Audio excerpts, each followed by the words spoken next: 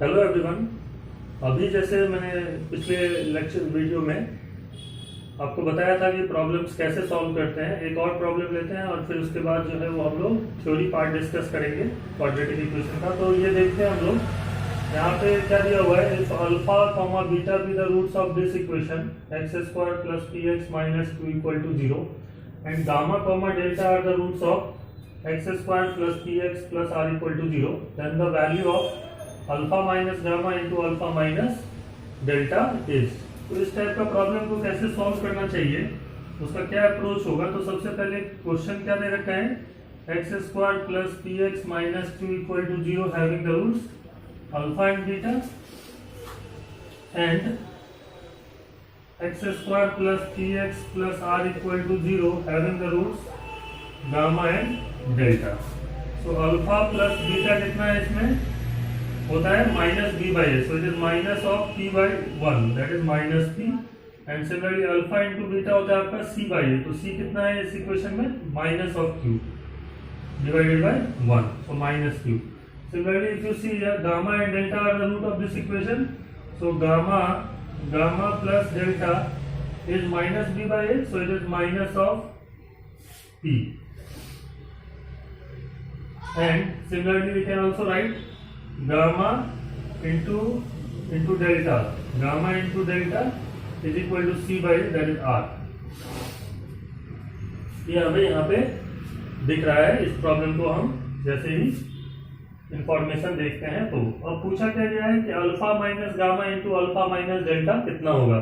तो जैसे आप देख रहे हो यहाँ पे अल्फा माइनस गामा तो कहीं पे हमें पता ही नहीं है, तो इस क्वेश्चन को सॉल्व करने के लिए थोड़ा स्टार्ट करते हैं आगे। तो ये alpha minus gamma into alpha minus delta ये निकालने की कोशिश करते हैं। तो alpha into alpha is alpha square minus alpha delta minus alpha gamma plus gamma delta. Clear.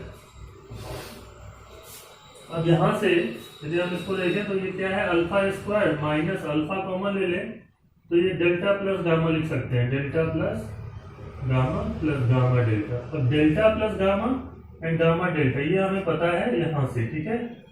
तो इसको यदि मैं यहाँ पे पुट कर दूं, नेक्स्ट स्टेप यहाँ पे मैं लिख रहा हूँ, इसको यहाँ लिख रहा हूँ, ये हो जाएगा alpha square minus alpha times gamma plus delta is minus of p, so it is minus p plus gamma delta is r. तो इसकी जगह हम ऐसे सब्स्टिट्यूशन कर सकते हैं। तो इससे ये हो जाएगा alpha square plus P alpha plus r, ऐसा कुछ आने वाला है। बट हमें जो आंसर लाना है वो किस में लाना है, p plus r q minus r, ऐसा कुछ। तो हमें एक चीज और ध्यान देनी है कि यदि अल्फा इस इक्वेशन का रूट है, अल्फा क्या बोला गया था क्वेश्चन में, इसका रूट है, तो alpha square plus P alpha minus q zero होगा। तो since alpha is the root of x square plus p x minus q equal to zero, so alpha square plus P alpha minus q must be equal to zero.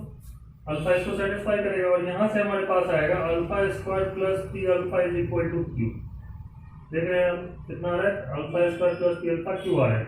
तो इसकी जगह पे alpha square plus P alpha की जगह पे यदि हम Q put कर दे, क्लियर, तो इसकी वैल्यू कितनी निकली है, क्यू, तो it is Q plus R. तो कितना निकल गया हमारा value, alpha minus gamma into alpha minus delta का Q प्लस आर। तो ये प्रॉब्लम जो है वो अगेन इजीली सॉल्व हो जाता है। नेक्स्ट कॉन्सेप्ट हम डिस्कस करने वाले हैं कॉमन रूट्स का। तो देखते हैं वो क्या है।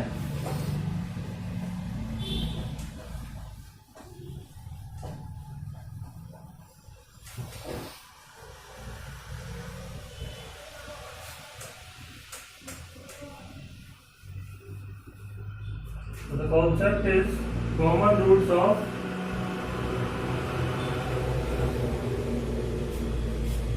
two quadratic equations.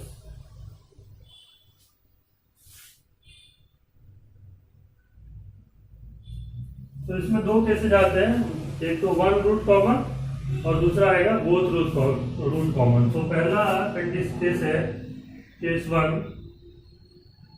That is when two quadratic equations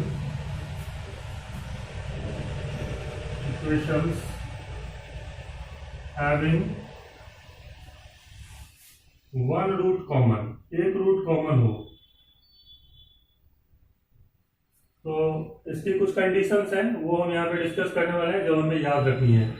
so let alpha is the common root of equation a1x square plus b1x plus c1 equal to 0 and a2x square plus b2x plus c2 equal to 0। Actually quadratic equation के दो roots होते हैं, समझ रहे बात? कितने roots होते हैं क्वाड्रेटिक इक्वेशन के? दो रूट एग्जैक्टली, ठीक है।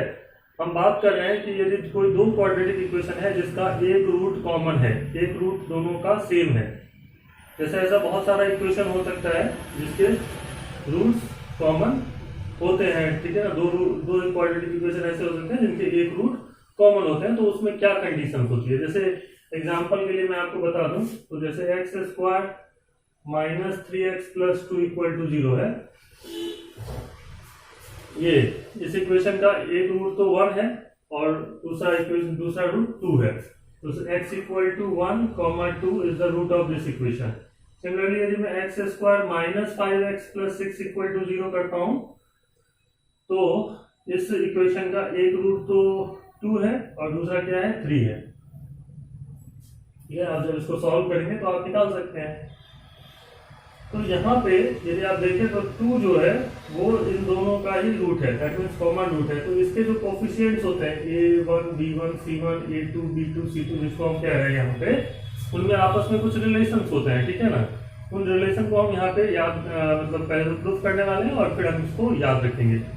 तो जैसा कि मैं कह रहा हूँ कि एक रूट यदि कॉमन होगा दो क्वाड्रेटिक इक्वेशन का, तो मान लेते हैं कि वो रूट अल्फा है। तो that simply implies that a1 alpha square plus b1 alpha plus c1 0 होगा। इसको इक्वेशन 1 लिख लेते हैं, क्योंकि अल्फा इसका एक रूट है तो अल्फा इसको सेटिस्फाई करेगा। And similarly a2 alpha square plus b2 alpha plus c2 भी कितना होगा? वो भी 0 होगा। इसको सेकंड लिख लेते हैं। By using cross multiplication, we have some concept, that is alpha squared divided by b1 c2 minus b2 c1 is equal to alpha upon a2 c1 minus a1 c2 is equal to 1 divided by a1 b2 minus a2 b1। इसको Cramer's rule या cross multiplication method कहते हैं, ठीक है। दो equations को solve करने के लिए यूज किया जाता है, ठीक है। तो यहाँ पे अल्फा स्क्वायर और अल्फा को आप यदि वेरिएबल समझिए, तो अल्फा स्क्वायर और अल्फा दोनों हम फाइंड आउट कर सकते हैं, ठीक। तो जैसा कि मैं यहाँ पे देख रहा हूँ कि alpha square upon b1 c2 minus b2 c1 equal to alpha times a2 c1 minus a1 c2। इसको यूज करते हुए एक बार अल्फा निकल जाएगा और एक बार अल्फा इससे निकल जाएगा। तो यहाँ से मैं फाइंड आउट करता हूँ, ठीक है।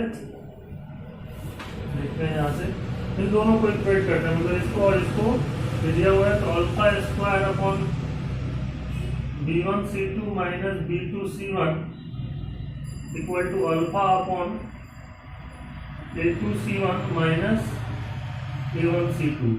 तो यहाँ से एक अल्फा से तो ये क्या अल्फा कैंसल आउट हो जाएगा और यहाँ से मुझे अल्फा की वैल्यू आएगी b1 c2 minus b2 c1 upon a2 c1 minus a1 c2, ठीक है।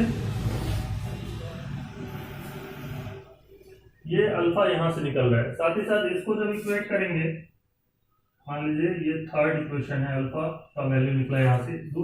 इसको और इसको जब इक्वेट करेंगे हम, तो भी हमें अल्फा निकलेगा। Alpha upon a1 c2 minus a2 c1 A2C1 minus A1C2 equal to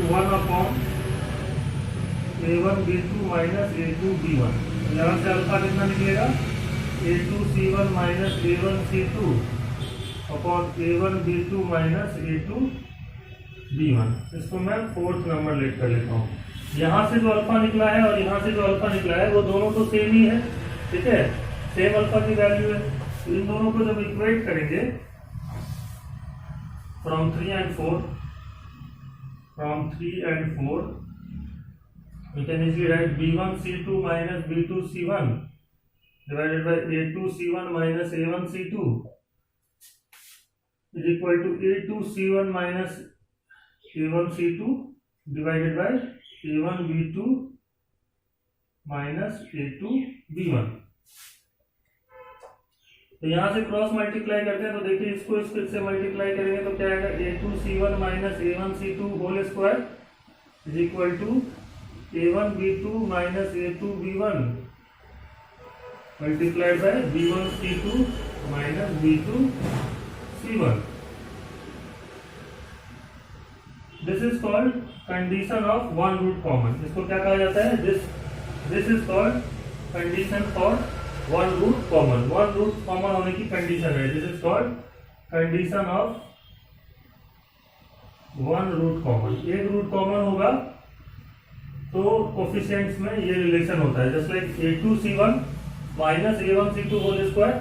जैसे मैं आपको यहाँ पे इसमें बताता हूँ, इसमें A1 कितना है इस इक्वेशन के लिए। देखिए इन दोनों इक्वेशन का तो एक रूट कॉमन है, जैसे कि 2 है। इसमें A1 कितना है? 1 है। B1 is -3, C1 is 2।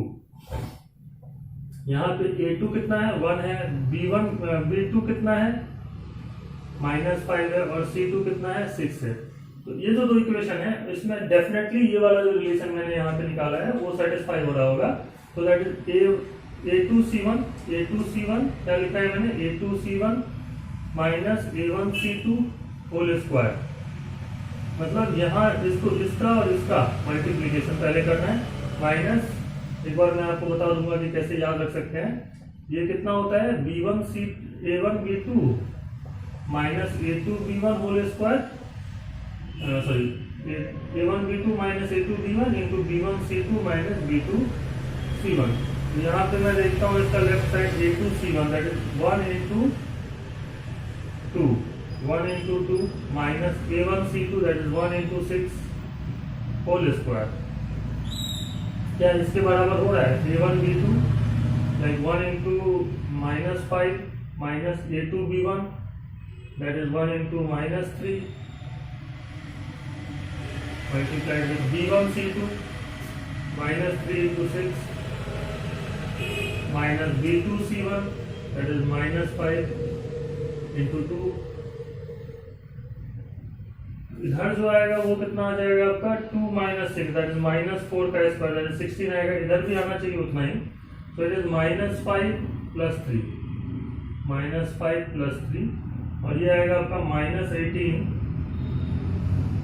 + 10 and that is 16 is equal to -5 + 3 is how much? It is -2 and it is minus of 8 and that is also 16. So 16 is equal to -2 into -8 is satisfied here. So this two equation x square minus 3x plus 2 and x square minus 5x plus 6 equal to 0 both are having one root common। एक root common होगा। और जैसे कि मैंने अभी बताया था, याद रखने का तरीका क्या है? वन रूट कॉमन होने की कंडीशन क्या है? जैसे a1x² plus b1x plus c1 equal to 0 और दूसरा इक्वेशन है a2x² plus b2x plus c2 equal to 0। Condition of one root common is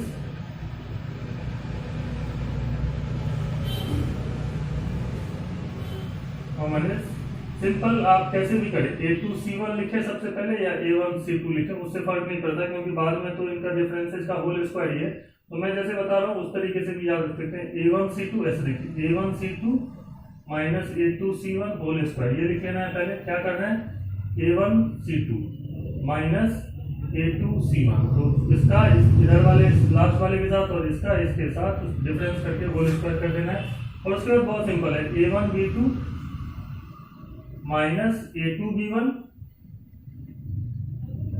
into B1C2 minus B2C1, ठीक है। तो याद रखना आसान है, क्या है, वन रूट कॉमन होने की कंडीशन है ये। Next is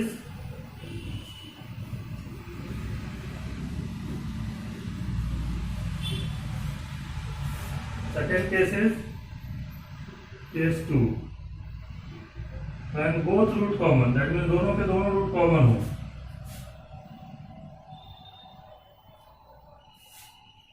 If a1x square plus b1x plus c1 equal to 0 and a2x square plus b2x plus c2 equal to 0, having both root common, then a1 upon a2 is equal to b1 upon b2 is equal to c1 upon c2. Or you can also say that if two equation, quadratic equation having a1 by a2 equal to b1 by b2 equal to c1 by c2, then this two quadratic equation having both root common. और ये बहुत simple सी condition है, ऐसा इसलिए होता है कि जैसे मान लीजिए मैंने एक इक्वेशन लिखा x square minus 5x plus 6 equal to 0, इसके दो रूट क्या होंगे, 2 और 3 होंगे, ठीक है। अब और कौन सा इक्वेशन होगा जिसका दोनों रूट कॉमन होगा इसके साथ, वो तो यही हो सकता है, जैसे मान लीजिए मैंने इसको 2 से मल्टीप्लाई कर दिया तो 2x square minus 10x plus 12 equal to 0, क्या किया मैंने, इसी इक्वेशन को 2 से मल्टीप्लाई कर दिया, 2x square minus 2 into 5 10x plus 2 into 6 12। अब ये इस इक्वेशन को सॉल्व करेंगे तो इसके भी जो रूट्स आएंगे वो भी कितने आएंगे, 2 और 3 आएंगे, तो बोथ रूट कॉमन है, दोनों ही रूट कॉमन है। और उसकी कंडीशन क्या है, ये जो कोफिशिएंट है उनका रेशियोज जो है वो बराबर ही है, जैसे लाइक 1/2, इधर कितना है 1, कोफिशिएंट इधर कितना है 2, is equal to -5/-10 is equal to 6/12। ये तो बराबर है, ये सब 1/2 के बराबर है, ठीक है। तो यहां से हमें समझ में आता है कि दो क्वाड्रेटिक इक्वेशन के बोथ रूट कॉमन कब होंगे, जब दोनों ही इक्वेशन जो है वो इसी जो रेशियो में होने चाहिए, जैसे like a1 by a2 equal to b1 by b2 equal to c1 by c2 वाली जो कंडीशन है वो सेटिस्फाई होनी चाहिए। अब हम कुछ क्वेश्चन देख लेते हैं इसके। The next problem which will see on the common root का जो कॉन्सेप्ट है उसके ऊपर हम करने वाले हैं। तो question is find p and q such that px square plus 5x plus 2 equal to 0 and 3x square plus 10x plus 3 equal to 0 have both root in common। दोनों रूट इसके कॉमन है, इसका मतलब ये दोनों जो इक्वेशंस हैं उनके जो लीडिंग कोफिशिएंट है एक्स स्क्वायर के, एक्स की और कोफिशिएंट टर्म कांस्टेंट टर्म, उनका रेशियो सेम होना चाहिए, जो जैसा कि मैंने अभी बताया था। क्या है, बोथ रूट कॉमन होने की कंडीशन क्या है, बोथ रूट कॉमन कब होता है,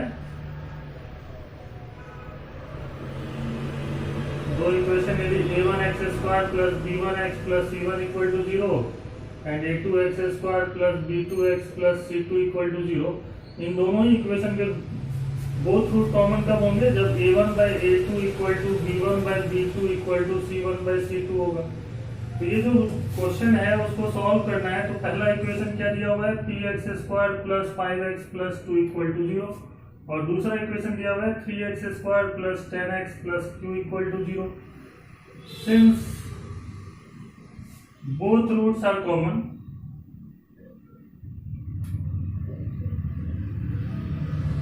hence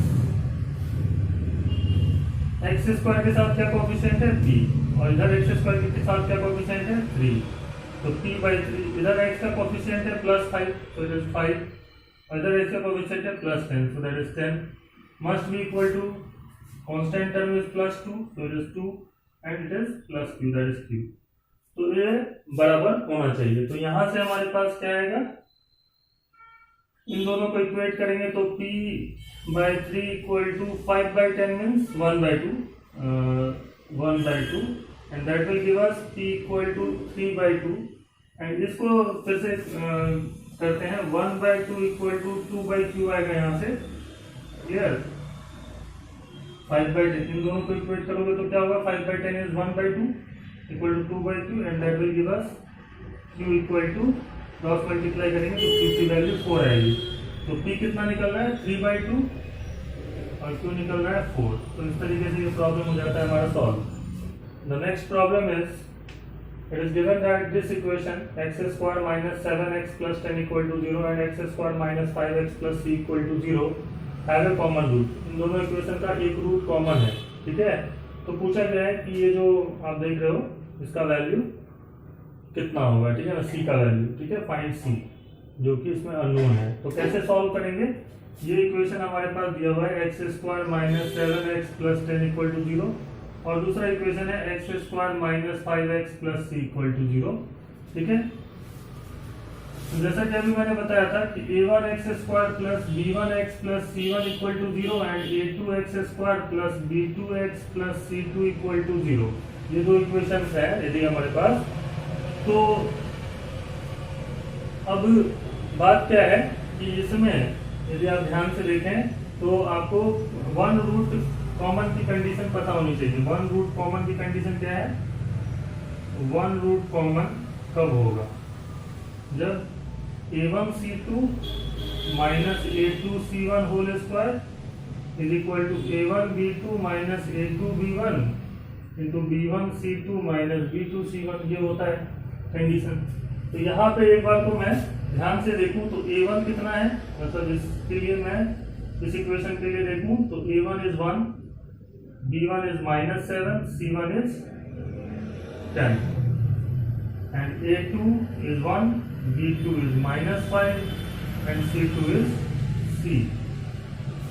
वैसे तो आप चाहे तो ऐसे भी कर सकते हैं, दिस इनटू दिस ऐसे करते हुए डायरेक्ट कर सकते हैं, लेकिन इस फॉर्मूले में यदि पुट करें तो a1 c2 that is 1 into c that is c minus a2 c1 that is 1 into 10 10 c minus 10 whole square is equal to a1 b2 that is 1 into minus 5 that is minus 5 minus a2 b1 that is minus of minus 7। तो यहाँ plus 7 आ जाएगा, आप इसके अंदर put करके देख लीजिए सारा, है ना, into b1 c2 that is minus of 7c minus of b2 c1 that is plus 50 हो जाएगा, माइनस 50 आएगा तो प्लस 50 हो जाएगा।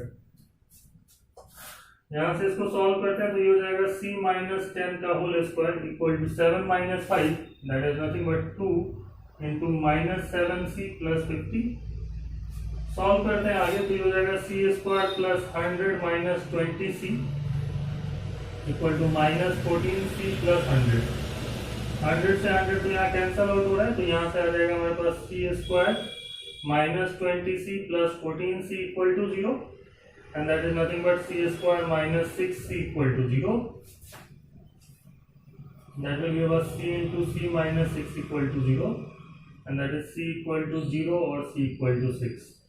So there are two values of c, either it is 0 or it is 6. This two equation having one root common, so the answer is c can be 0 or 6. तो इस तरीके से इस टाइप के जो प्रॉब्लम है वो सॉल्व हो जाते हैं। नेक्स्ट क्लास के अंदर जो है वो हम लोग क्वाड्रेटिक एक्सप्रेशन डिस्कस करने वाले हैं, जो कि अगेन जैसे अभी हम लोगों ने क्वाड्रेटिक इक्वेशन के कॉन्सेप्ट देखे, तो क्वाड्रेटिक इक्वेशन में तो इतने ही कॉन्सेप्ट हैं, बट क्वाड्रेटिक एक्सप्रेशन में ग्राफिकली और जो प्रॉब्लम्स हैं वो एंट्रेंस एग्जामिनेशन के पॉइंट ऑफ व्यू से बहुत इंपॉर्टेंट हो जाता है। क्वाड्रेटिक एक्सप्रेशन कैसे इनइक्वालिटीज सॉल्व करते हैं वो भी हम इस चैप्टर के अंदर जो है वो नेक्स्ट क्लासेस से देखेंगे और फिर जो है वो क्वेश्चंस करेंगे, ठीक है।